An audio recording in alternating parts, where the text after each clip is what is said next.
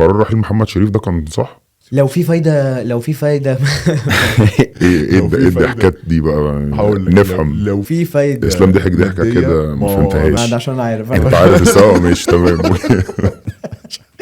بص، لو كان في فايده ماديه كويسه يطلع. ليه؟ لان هو برضه في الاخر يعني مش اللعيب اللي كان بيحدث الفرق، كان بيجيب اجوان، عمل في ماتشات كتير، كان فيها ماتشات رجعنا ليها او ماتشات فرق معانا فيها، بس كامكانيات في الاخر يعني المفروض ان انت كنت جايب مودست وكنت حاطط عليه امال وجالك فلوس في محمد شريف كويسه، فوتشز ان انت يعني كانك عملت ريفرشمنت كده لمرحله الانفستمنت بتاعتك، ان انت ما بين ان انت طلعت محمد شريف وخدت دولار وجبت مودست ودولار، نفس برضو فكره حمدي فتحي وامام عاشور. طب ممكن حد من الجمهور يقول لك انا مشيت مهاجم كان هو هداف الفريق في الدوري مثلا؟